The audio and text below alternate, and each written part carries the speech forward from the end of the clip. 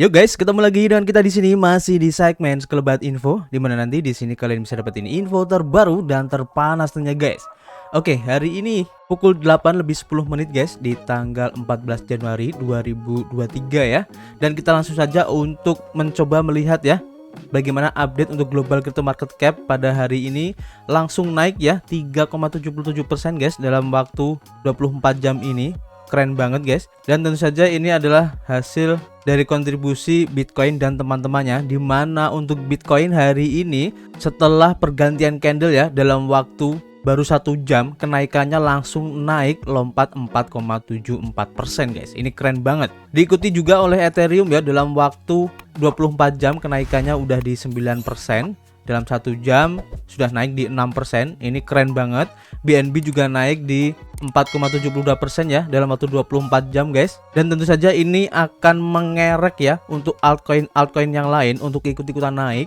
Seperti yang bisa kalian lihat di sini, baik dari Cardano, Dogecoin, Polygon, Solana. Ini malah kenaikannya cukup tinggi banget ya di 21% dalam waktu 24 jam. Keren banget untuk Solana ini. Dan apakah Solana ini sudah bisa dibilang bangkit dari kubur? Kita lihat aja nanti guys. Dan sebagian besar kalau kalian lihat di sini ya, hampir semuanya hijau ya. Ini keren banget. Dan memang efek dari data CPI kemarin kemungkinan akan menjadi stimulus yang sangat kuat banget guys. Disusul nanti ya untuk pengumuman FOMC, kemungkinan besar dari pihak The Fed kayaknya akan memperlambat ya untuk menaikkan lagi suku bunga dari The Fed nanti. Oke, ini keren banget. Dan kalau kita lihat ya untuk pergerakan grafik dari harga Bitcoin seperti yang kalian lihat di sini ya, setelah pergantian candle harganya langsung lompat ya dan langsung mencoba ya untuk menembus di resisten 21 ribuan ini guys. Kalian bisa cek ya atau di garis ungu ini. Dan yang cukup menarik di sini karena sudah di atas atau sudah menembus MA200, ini biasanya akan menjadi stimulus yang sangat kuat banget guys. Tapi karena ini sudah bisa dibilang kenaikannya yang cukup tinggi, kalian kalau ingin masuk harus berhati-hati lagi guys. Tunggu koreksi dulu ya. Karena seperti yang terlihat di sini di garis ungu ini ya, sepertinya sudah banyak para whales yang mengambil profit sehingga terlihat di sini adanya penurunan sedikit ya. Dan kalau kalian ingin masuk, sebaiknya kalian lihat di time frame yang lebih kecil ya. Kalau ini kan time frame daily, kalian bisa cek di time frame 1 jam atau 4 jam untuk melihat pergerakan koreksinya. Kemudian kalian cari support-support yang bagus untuk bisa masuk ke market guys. Kalau di sini saya contohkan ya, kalian bisa masuk di harga sekitaran 20.138. Kalian bisa coba untuk pending order buy di situ ya. Tapi buat kalian yang mungkin agresif, kalian juga bisa mencoba untuk masuk di harga sekitar 20.372 ya. Dan yang jelas tunggu untuk koreksi dulu ya, karena ini sudah terlalu tinggi untuk kenaikannya menurut saya ini ya. Tapi kalau memang nanti ada stimulus yang masih bagus ya untuk bisa mengerek harga Bitcoin ini naik lagi, kemungkinan besar dia akan mencoba retest lagi ya di area sini guys. Akan saya gambarkan aja ya. Nah, di area sini, di resisten sini ya, warna ungu, mungkin di sekitaran harga sekitar 22.500 sampai di harga 22.800-an guys. Oke, jadi intinya keren banget ya untuk pergerakan Bitcoin dalam minggu ini ya. Keren banget. Kita akan mencoba untuk update lagi nanti seperti apa pergerakan Bitcoin, dan kita langsung saja ya menuju ke informasinya. Pertama kita lansir dari Cointelegraph ya, dan di sini diinformasikan bahwa dengan peluncuran MetaMask staking, maka konsensus ini menyambungkan kepada penyedia staking Lido dan juga Rocket Pool. Nah, ini menarik ya. Pengguna MetaMask akan dapat mengakses penyedia staking liquid Ethereum yaitu Lido dan Rocket Pool melalui integrasi baru yang diungkapkan oleh Consensus ya. Dimana Consensus ini seperti yang kalian tahu ya adalah pengembang dari MetaMask ya.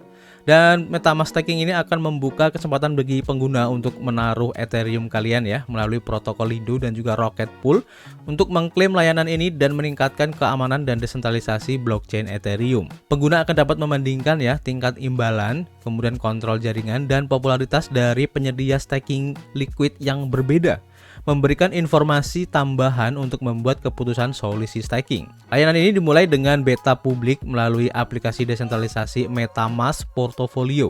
Pengguna akan dapat menaruh melalui Lido dan juga Rocket Pool ya, dan melihat saldo token staking Lido dan Rocket Pool. Kemudian token ini juga dapat ditukar kembali ke Ethereum melalui MetaMask, yaitu dengan MetaMask Swaps ya. Kemudian staking liquid itu sendiri adalah metode menaruh aset di blockchain Ethereum yang memungkinkan para penggunanya ya untuk memperoleh imbalan atau reward sambil tetap dapat dengan bebas ya mentransfer dan menukar aset mereka.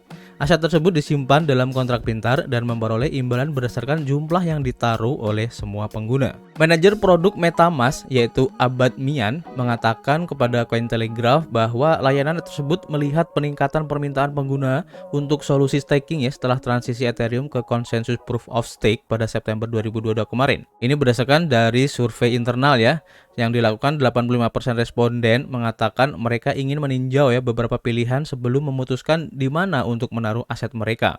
Selain itu, lebih dari 74% responden juga menyatakan bahwa mereka sedang menaruh atau tertarik untuk menaruh guys. Dan Mian juga mengonfirmasi ya bahwa MetaMask akan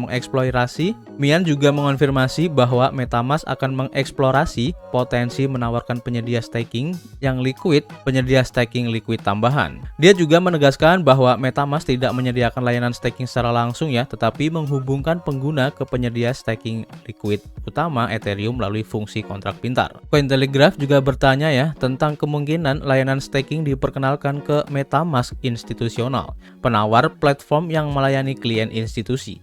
Sementara, Mian menolak untuk berkomentar secara khusus. Dia mencatat bahwa MetaMask terus mengevaluasi penawaran di seluruh jajaran layanannya. Mian juga mengatakan bahwa dampak alat staking pada desentralisasi Ethereum akan tergantung ya pada popularitas, pengalaman pengguna, dan permintaan layanan staking. Staking hanyalah satu faktor yang dapat mempengaruhi desentralisasi dalam jaringan blockchain, dan analisis blockchain yang dilakukan oleh Nansen pada Desember 2022 mengungkapkan bahwa permintaan layanan staking cair atau liquid untuk Ethereum ini ya meningkat setelah The Merge kemarin guys. Pada 13 Januari, kontrak staking Ethereum berisi lebih dari 16 juta Ether dengan kolam staking atau pool staking liquidnya di Lido ya yang menyumbang terbesar ya dengan lebih dari 4,6 juta Ethereum yang disimpan guys. Ini keren banget ya fitur yang ditawarkan oleh MetaMask ini, kalian bisa manfaatin sebaik-baiknya. Kemudian kita langsung untuk informasi berikutnya, kita lansir dari Daily Hodl. Di sini diinformasikan bahwa anak perusahaan manajemen dari aset Samsung ya, ini meluncurkan ETF berjangka untuk Bitcoin di Asia guys. Nah ini keren banget ya. Anak perusahaan Samsung Asset Management yang berbasis di Hong Kong akan menawarkan Exchange Trade Funds atau biasa disebut ETF berjangka Bitcoin kepada investor di Asia guys. Samsung Asset Management Limited atau SAMHK mengatakan bahwa mereka akan mendaftarkan produk investasi baru tersebut di Hong Kong Exchange dan juga Clearing Limited atau HKEX pada tanggal 13 Januari mendatang. HKEX adalah satu-satunya bursa di Asia yang menawarkan berjangka untuk Bitcoin ini guys. Dan pada bulan Desember, pasar saham meluncurkan ETF aset kripto pertama di wilayah ini dengan peluncuran ETF berjangka Bitcoin dari CSOP Asset Management dan ETF berjangka Ethereum. ETF Bitcoin Futures aktif SAMHK tidak akan berinvestasi langsung ya pada Bitcoin, tetapi akan memberikan exposure pada aset kripto benchmark dengan berinvestasi terutama dalam kontrak berjangka Bitcoin bulan depan yang diperdagangkan di Chicago Mercantile Exchange atau CME. SAMHK mengatakan bahwa mereka akan mengenakan biaya manajemen sebesar 0,89% per tahun ya kepada investor.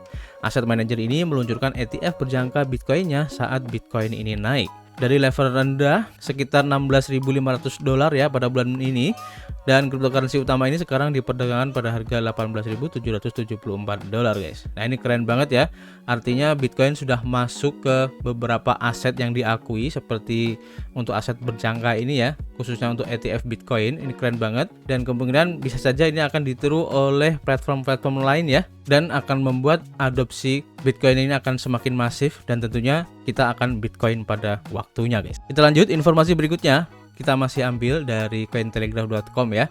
Dan di sini diinformasikan guys, mungkin kalian sudah familiar dengan yang namanya Decentral Finance, dan di sini ada salah satu mungkin bisa dibilang percabangan ya dari DeFi. Kan ada GameFi, ada DeFi dan lain-lain. Nah, di sini ada yang namanya Regenerative Finance guys. Nah, ini keren banget ya sepertinya. Jadi apa itu keuangan regeneratif atau ReFi ini ya? dan bagaimana dampaknya pada NFT dan juga Web3 guys.